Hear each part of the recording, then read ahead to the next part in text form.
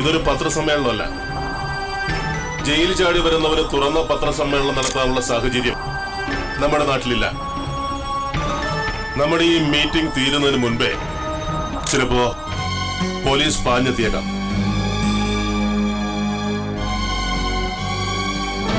കണ്ണൂർ സ്വദേശിയായ യതീന്ദ്രൻ എന്ന വാടക കൊലയാളിയെ ഞാൻ കൊലപ്പെടുത്തിയെന്ന കുറ്റത്തിനാണ് പോലീസ് എന്നെ അറസ്റ്റ് ചെയ്തത്. എന്നാൽ യതീന്ദ്രന്റെ യഥാർത്ഥ കൊലയാളിയെ ഞാൻ നിങ്ങൾക്ക് കാണിച്ചു തരാം.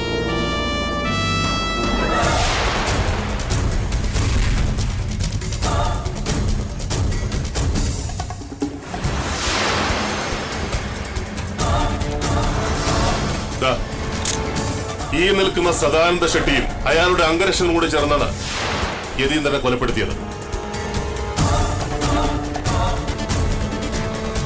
യതിയുടെ വസ്ത്രഭാഗങ്ങളും ചെരുപ്പടക്കം എല്ലാ തെളിവുകളും കിട്ടിക്കഴിഞ്ഞു. പ്രതികളുടെ കുറ്റസമ്മതം മുഴുവൻ ഈ CD രേഖപ്പെടുത്തിയിട്ടുണ്ട്. ഓഡിയോ CD-യും വീഡിയോ CD-യും പ്രത്യേകം ഉണ്ട്. യതിയുടെ വസ്ത്രഭാഗങ്ങളുടെയും ചെരുപ്പിന്റെയും അത് കണ്ടെടുത്ത സ്ഥലത്തിന്റെയും വിശദാംശങ്ങൾ CD-യിൽ എടുത്തിട്ടുണ്ട്. 2 വർഷം മുമ്പ് മരണമടഞ്ഞ പാലപ്പടിക്കൽ വിജയകൃഷ്ണൻ യഥാർത്ഥത്തിൽ അതിക്രൂരമായി കൊല്ലപ്പെടുകയായിരുന്നു എന്നുള്ള യാഥാർത്ഥ്യം, കൊലയാളികളുടെ കുറ്റസമ്മതവും വേണ്ടത്ര തെളിവുകളുമടക്കം എല്ലാ ഡീറ്റെയിൽസും ഈ CD-കളിലുണ്ട്. എന്റെ അച്ഛനായിരുന്നു പാലപ്പടിക്കൽ വിജയകൃഷ്ണൻ. അദ്ദേഹം കൊല്ലപ്പെട്ടതാണെന്നുള്ള കാര്യത്തിൽ എനിക്ക് യാതൊരു സംശയവും ഉണ്ടായിരുന്നില്ല. ഹരീഷ്, ചന്ദ്രമോഹൻ, വിക്രമൻ, ജയശീലൻ, ദേവരാജൻ ഇത്രയും പേര് ചേർന്ന കൊല്ലാനുള്ള ഗൂഢാലോചന നടത്തിയതും കൊലപാതകം നടപ്പിലാക്കിയതും. അതിൽ വിക്രമനൊഴികെ മറ്റെല്ലാവരും അച്ഛന്റെ ബന്ധുജനങ്ങളിൽപ്പെട്ടവരാണ്. തീർന്നില്ല. വിജയകൃഷ്ണനെ കൊലപ്പെടുത്തിയ പ്രതികളിൽ ഒരാളായ ഹരീഷിന്റെ ഭാര്യ നീലിമയെ TRPയുടെ നേതാവായ മുരളീകൃഷ്ണനും ഹരീഷും ചേർന്ന് കൊലപ്പെടുത്തി മറവ് ചെയ്യുകയാണ് ചെയ്തതെന്നുള്ള ഞെട്ടിക്കുന്ന സത്യം കൂടി ഞങ്ങൾക്കറിയാൻ കഴിഞ്ഞു. അതിന്റെ വിശദാംശങ്ങളും ഈ CD-യിലുണ്ട്. ഹരീഷ് സ്വന്തം ഭാര്യയെ ചതിയിൽപ്പെടുത്തി TV-യിൽ കൊണ്ടുവന്ന് മന്ത്രി രാമചന്ദ്രന് കാഴ്ചവെച്ചു. വിവരം പുറത്താകുമെന്ന് മനസ്സിലായപ്പോ ദാരുണമായിട്ട് കൊലപ്പെടുത്തി. ശവം ആരും അറിയാതെ മറവ് ചെയ്യുകയും ചെയ്തു. മുരളീകൃഷ്ണനും എല്ലാത്തിനും പങ്കാളിയായിരുന്നു. തെളിവുകളെല്ലാം കിട്ടിക്കഴിഞ്ഞു. ഇനി ശവം മാന്തിയെടുത്താൽ മാത്രം മതി.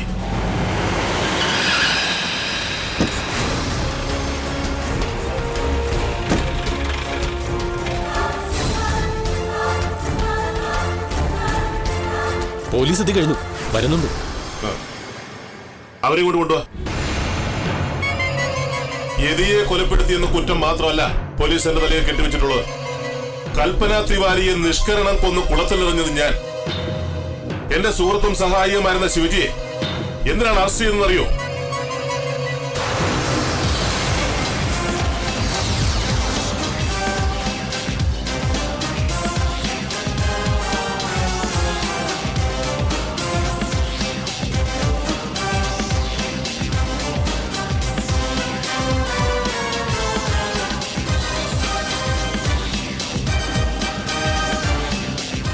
കഴിവറുടെ മോനെ, നീ ജയിലിൽ ചാടും അല്ല.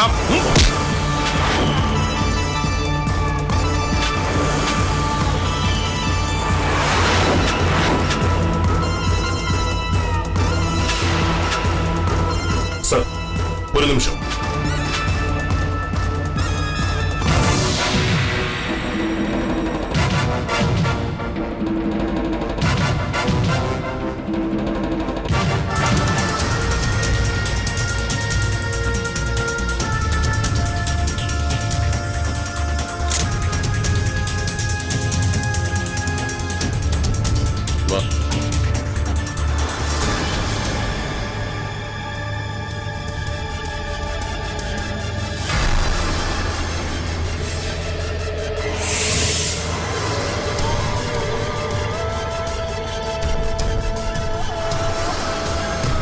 സർ, ഇതാണ് ഞാൻ കൊന്ന് പാറക്കുളത്തിൽ താഴ്ത്തിയ കൽപ്പന തിവാരി.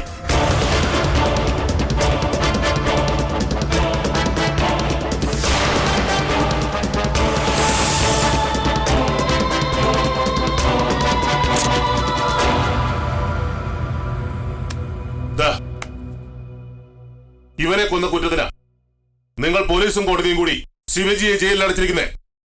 ശിവജിയുടെ മേൽ കൽപ്പനയെ കൊന്ന കുറ്റം കൂടി ചാർത്തിയിട്ടുണ്ട് ബഹുമാനപ്പെട്ട കേരള പോലീസ്.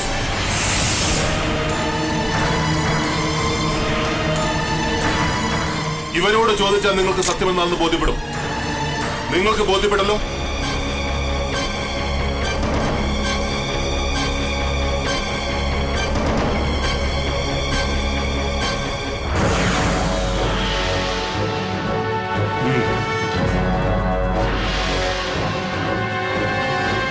എന്റെ ജോലി കഴിഞ്ഞു സർ. ഞാൻ നിരപരാധിയാണെന്ന് കോടതിയെയും ജനങ്ങളെയും ബോധ്യപ്പെടുത്താൻ വേണ്ടുന്ന എല്ലാ തെളിവുകളും ഞാൻ ശേഖരിച്ചു കഴിഞ്ഞു. ചാനലുകൾക്കും പത്രങ്ങൾക്കും ഞാനത് കൈമാറുകയും ചെയ്തു. അതുകൊണ്ടാണ് പറഞ്ഞത് എന്റെ ജോലി കഴിഞ്ഞു. ഇനി സാറിന്റെ ജോലി നടക്കട്ടെ. അറസ്റ്റ് ചെയ്യണം സർ. ഞാൻ കീഴടങ്ങുന്നു. ജയിൽ ചാടി എന്നൊരു കുറ്റകൃത്യം ഞാൻ ചെയ്തിട്ടുണ്ട്. Please arrest me.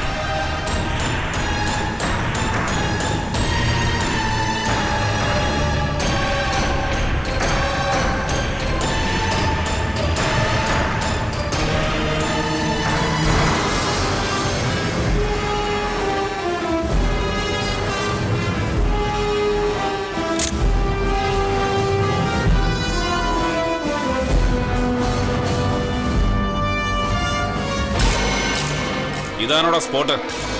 ആണോടാ? അതെ. കുഴിക്കടാ, ചെല്ലടാ അങ്ങോട്ട്.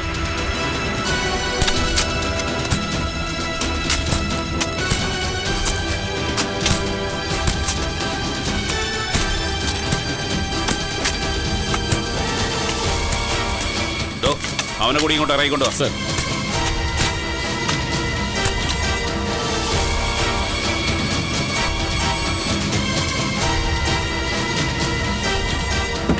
ഇങ്ങോട്ട് ഇറങ്ങി വാ.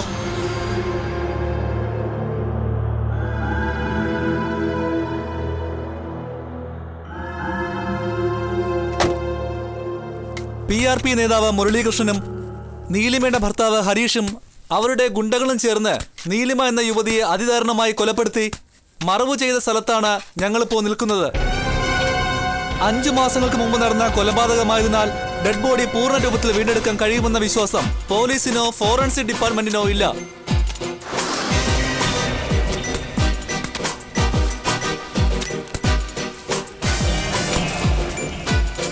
നീലിമയുടെ മൃതദേഹാവശിഷ്ടങ്ങൾ മാത്രമേ വീണ്ടെടുക്കാൻ സാധിക്കൂ എന്നാണ് വിലയിരുത്തപ്പെടുന്നത്. പോലീസിന്റെ ചോദ്യം ചെയ്യലിൽ കുറ്റം സംബന്ധിച്ച പ്രതികൾ ചൂണ്ടിക്കാണിച്ച സ്ഥലത്താണ് ഇപ്പോൾ നീലിമയുടെ മൃതദേഹം വീണ്ടെടുക്കാനായി കുഴിച്ചുകൊണ്ടിരിക്കുന്നത്. PRP നേതാവ് മുരളീകൃഷ്ണൻ അടക്കം 3 പ്രതികൾ ഇപ്പോൾ സ്പോട്ടിലുണ്ട്. മുരളീകൃഷ്ണനെ വിലങ്ങണിയിച്ചാണ് സംഭവ സ്ഥലത്ത് കൊണ്ടുവന്നിരിക്കുന്നത്. ഈ കൊലപാതകത്തിൽ പങ്കാളിയായിരുന്ന നീലിമയുടെ ഭർത്താവ് ഹരീഷും കൂടി ഈ രംഗത്ത് ഉണ്ടാകേണ്ടതായിരുന്നു. എന്നാൽ തെളിവുകൾ നശിപ്പിക്കുന്നതിന് വേണ്ടി മുരളീകൃഷ്ണനും സിൽബന്ധികളും ചേർന്ന് ഹരീഷിനെ കഴിഞ്ഞ ദിവസം കുത്തിക്കൊലപ്പെടുത്തുകയാണ് ഉണ്ടായത്. നീലിമ വധക്കേസിലെ മറ്റൊരു പ്രതിയായ മന്ത്രി PK രാമചന്ദ്രനെ മന്ത്രിസ്ഥാനം രാജിവെച്ചാൽ ഉടൻ അറസ്റ്റ് ചെയ്യുമെന്നാണ് പോലീസ് വൃത്തങ്ങൾ നൽകുന്ന സൂചന.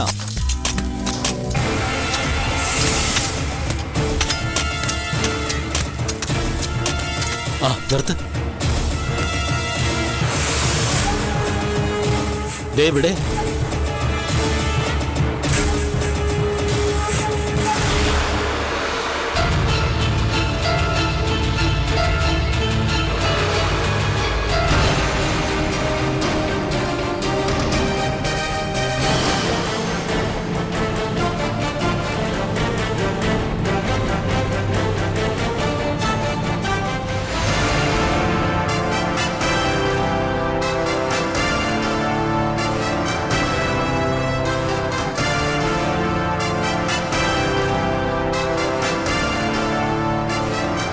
മരാമത്ത് വകുപ്പ് മന്ത്രി ശ്രീ PK രാമചന്ദ്രൻ രാജിവെച്ചു. ചെങ്ങന്നൂർ ഗസ്റ്റ് ഹൌസിൽ വെച്ച് ഹരീഷ് എന്നയാളിന്റെ ഭാര്യയായ യുവതിയെ ജ്യൂസിൽ മദ്യം ചേർത്തു കൊടുത്തു മയക്കിയ ശേഷം പീഡിപ്പിച്ചു എന്ന വിവരം പുറത്തറിഞ്ഞതിനെ തുടർന്നാണ് മന്ത്രി രാജിവെച്ചത്. പീഡിപ്പിക്കപ്പെട്ട യുവതിയെ യുവതിയുടെ ഭർത്താവും PRP നേതാവ് മുരളീകൃഷ്ണനും സിൽബന്ധികളും ചേർന്ന് ജീവനോടെ കുഴിച്ചുമൂടി. പീഡന വിവരം പുറത്തു പറയുമെന്ന് യുവതിയുടെ ഭീഷണിപ്പെടുത്തലിനെ തുടർന്നായിരുന്നു ഭീകരമായ കൊലപാതകം അരങ്ങേറിയതെന്ന് പോലീസ് വൃത്തങ്ങൾ പറയുന്നു. PRP നേതാവ് മുരളീകൃഷ്ണനെ പോലീസ് അറസ്റ്റ് ചെയ്ത് കോടതിയിൽ ഹാജരാക്കി. മുരളീകൃഷ്ണനെ കോടതി 15 ദിവസത്തേക്ക് റിമാൻഡ് ചെയ്ത് സബ് ജയിലിലേക്ക് അയച്ചുവെങ്കിലും പിന്നീട് കൂടുതൽ തെളിവെടുപ്പിനായി പോലീസിന് കൈമാറി. മുരളീകൃഷ്ണനും ഹരീഷും സിൽബന്ദികളും ചേർന്ന് പുഴക്കരയിൽ കുഴിച്ചുമൂടിയ നീലിമ എന്ന യുവതിയുടെ മൃതദേഹ അവശിഷ്ടങ്ങൾ പോലീസ് കണ്ടെടുത്തു. യുവതിയുടെ കൊലപാതകത്തിലും പീഡനത്തിലും മന്ത്രി രാമചന്ദ്രന് പങ്കുണ്ടെന്ന സത്യം കേരളത്തിലെ പ്രക്ഷുബ്ധമായ രാഷ്ട്രീയ മനസാക്ഷിയെ ഞെട്ടിക്കുന്നതാണെന്ന് വിവിധ രാഷ്ട്രീയ കക്ഷി നേതാക്കൾ അഭിപ്രായപ്പെട്ടു. മന്ത്രിസഭ രാജിവെക്കണമെന്നാവശ്യപ്പെട്ട് പ്രതിപക്ഷം പ്രക്ഷോഭം ആരംഭിച്ചു കഴിഞ്ഞു. മന്ത്രിസഭയുടെ ഭാവി തുലാസിൽ തൂങ്ങുകയാണെന്ന് രാഷ്ട്രീയ നിരീക്ഷകർ കരുതുന്നു. ഗസ്റ്റ് ഹൌസിൽ അരങ്ങേറിയ പീഡനത്തിന്റെയും കൊലപാതകത്തിന്റെയും മുഖ്യ ആസൂത്രകനായ PRP നേതാവ് മുരളീകൃഷ്ണൻ യുവതിയുടെ ഭർത്താവായിരുന്ന ഹരീഷിനെ കൊലപ്പെടുത്തിയതാണെന്ന് സംശയിക്കപ്പെടുന്നു.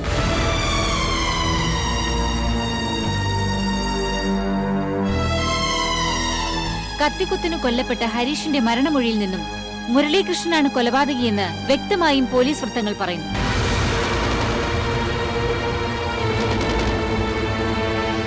മുരളീകൃഷ്ണന്റെ കുത്തേറ്റ് അവശനായി വീട്ടിലെത്തിയ ഹരീഷ് സ്വന്തം വീട്ടുപടിക്കൽ വീണ് ചോര വാർന്നു മരിക്കുകയായിരുന്നു.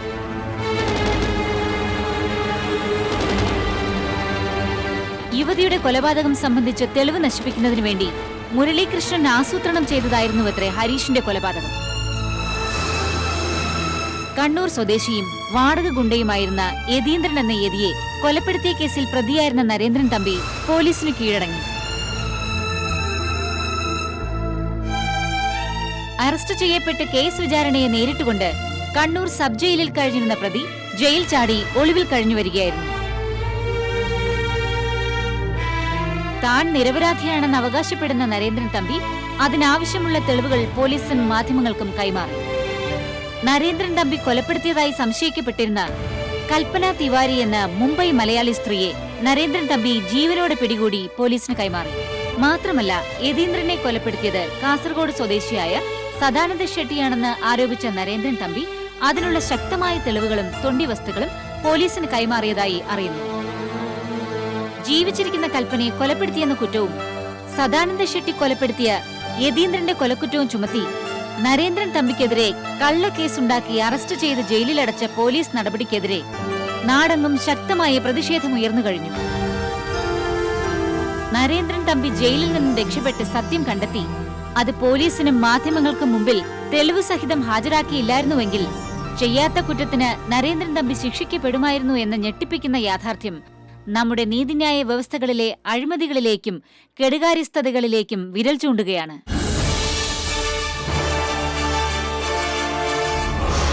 നിരപരാധിയായ നരേന്ദ്രൻ തമ്പിയെ ഇനിയെങ്കിലും ജയിലിൽ നിന്ന് മോചിപ്പിക്കണമെന്നും ജയിൽ ചാട്ടം നടത്തിയതുകൊണ്ട് മാത്രം സ്വന്തം നിരപരാധിത്വം തെളിയിക്കാൻ കഴിഞ്ഞ നരേന്ദ്രൻ തമ്പിയെ ജയിൽ ചാട്ടം എന്ന കുറ്റത്തിന് ശിക്ഷിക്കുന്നത് അപഹാസ്യമാണെന്നും പ്രതിപക്ഷ കക്ഷി നേതാക്കൾ ഏകകണ്ഠമായി അഭിപ്രായപ്പെട്ടു. കൊള്ളാം, മന്ത്രിയും പോലീസും രാഷ്ട്രീയ നേതാവും എല്ലാവരും. രാഷ്ട്രീയ നേതാവിന്റെ വാക്ക് കേൾക്കുന്നവർക്കും പോലീസിന് ഒറ്റിക്കൊടുത്തവർക്കും ഇപ്പൊ തൃപ്തിയായി കാണുമല്ലോ.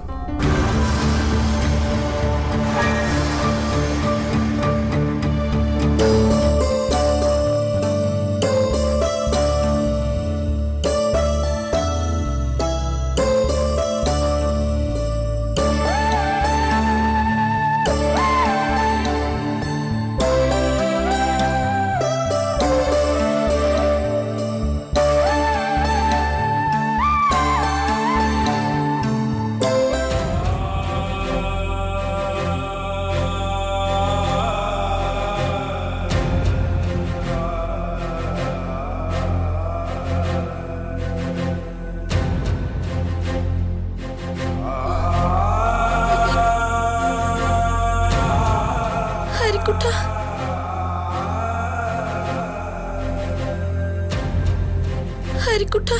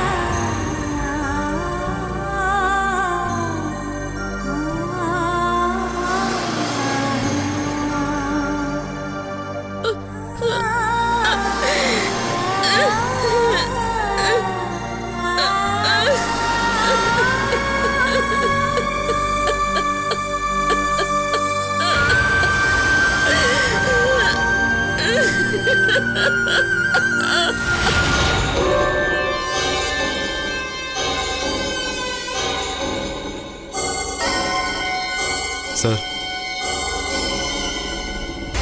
ജയിൽ ചാട്ടക്കാരനാണല്ലേ? താൻ ഇതിനു മുമ്പ് ജയിലിൽ ചാടിയിട്ടുണ്ടോ? ഞാനൊരു ക്രിമിനലായിരുന്ന കാലത്ത് പോലീസ് എന്നെ പിടിച്ചിട്ടില്ല. ഞാൻ നല്ലവനായതിനു ശേഷം ജയിലിൽ ചാടിയ നീ ആണോടാ നല്ലവൻ?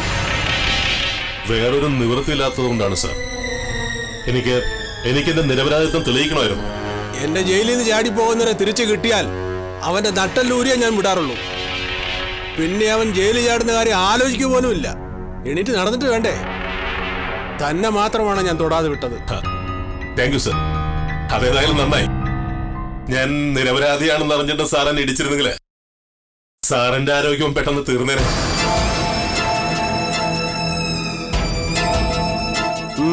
ഒപ്പിട്ടിട്ട് പോയിക്കോ.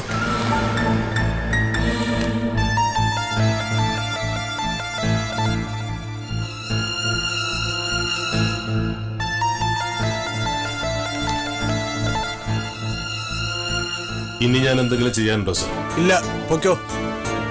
Thank you sir. ഇയാടെ ഒരു ചങ്ങാതി ഉണ്ടല്ലോ, എന്താ അവന്റെ പേര്? ശിവജി. അയാൾ വേറെ സെല്ലാ സാർ. അയാളെ ഇന്ന് റിലീസ് ചെയ്യല്ലേ സാർ? ആ, കൊണ്ടുവന്ന് ഒപ്പിടിച്ചു വിട്. വേറെ ആളുകൾ ക്യൂ നിൽക്കുന്നു അകത്ത് കയറാൻ.